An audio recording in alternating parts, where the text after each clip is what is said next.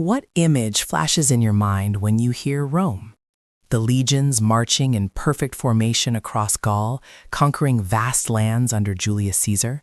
The Colosseum roaring with gladiators, emperors deciding fates with a thumb's turn? The mighty empire that stretched from Britain to Egypt, bringing roads, laws, and aqueducts to the world?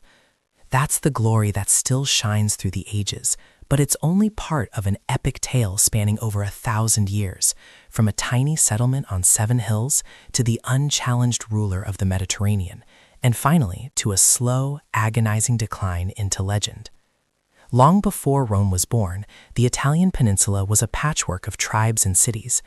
Around 753 BC, according to legend preserved by historians like Livy, Romulus founded the city after slaying his brother Remus, marking the start of the Kingdom of Rome. Ruled by 7 kings, some Etruscan influences shaped early Rome with engineering marvels like sewers and temples. But tyranny under the last king, Tarquinius Superbus, sparked a revolt in 509 BC. The rape of the noblewoman Lucretia ignited fury, leading to the expulsion of kings and the birth of the Roman Republic, a system of councils, senators, and assemblies designed to prevent any one man from holding absolute power. The early republic was a time of relentless expansion. Rome clashed with neighboring tribes, defeating the Etruscans and Samnites in brutal wars.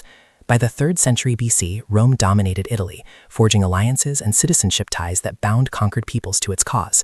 This citizen army, disciplined and innovative with tactics like the Manipular Legion, proved unstoppable. But growth brought rivals. Across the sea lay Carthage, a Phoenician powerhouse founded around 814 BC by Queen Dido's legendary flight from Tyre. Carthage ruled the western Mediterranean with its unbeatable navy and trade empire. The Punic Wars, 264 to 146 BC, tested Rome like never before. The first saw Rome build a fleet from scratch, inventing the Corvus boarding device to turn sea battles into land fights, ultimately seizing Sicily. The second brought Hannibal, the Carthaginian genius who crossed the Alps with elephants in 218 BC, crushing Roman armies at Cannae in one of history's greatest tactical victories. Yet Rome refused defeat, invading Africa and triumphing at Zama under Scipio Africanus. Hannibal's exile and Carthage's humiliation followed. The Third Punic War ended with Rome's siege and total destruction of Carthage in 146 BC, its people enslaved, the city razed, legend says salted to curse the earth. Victory made Rome master of the Mediterranean, but internal strife brewed. Wealth from conquests flooded in, widening gaps between rich patricians and poor plebeians. Reformers like the Gracchi brothers tried land redistribution but were murdered. Generals like Marius and Sulla turned armies loyal to themselves, sparking civil wars. Then came Julius Caesar, brilliant conqueror of Gaul, crossing the Rubicon in 49 BC to seize power. His dictatorship reformed Rome, but ended in assassination on the Ides of March, 44 BC. From chaos rose Augustus, Caesar's adopted heir, who in 27 BC became the first emperor, ushering in the Pax Romana, a golden age of peace, prosperity, and expansion, under emperors like Trajan, who pushed borders to their peak. Roads connected the empire, aqueducts brought water to cities, and Roman law unified diverse peoples. Culture flourished. Virgil's Aeneid, the Pantheon, grand baths and arenas where gladiators fought. Yet cracks deepened. The 3rd century brought crisis, barbarian invasions, economic collapse, plagues. Emperors like Diocletian reformed with tetrarchy, but Constantine's conversion to Christianity in 312 AD reshaped the empire. He founded Constantinople, shifting power east.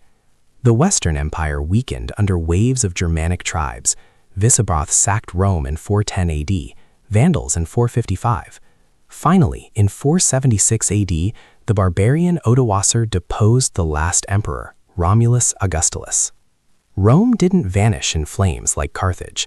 The Eastern Empire, Byzantium, endured for another millennium. In the West, the city became a shadow, its grandeur a tourist draw under later rulers. Religion evolved from pagan gods like Jupiter and Mars to Christianity's triumph. Innovations, concrete, arches, the Julian calendar, shaped the world. Rome's rigid expansion bred overreach. Corruption and division undid it. Yet its myth lives on, the ideal of order, engineering genius, and enduring legacy. In a world of change, Rome teaches that even the mightiest fall when they forget balance.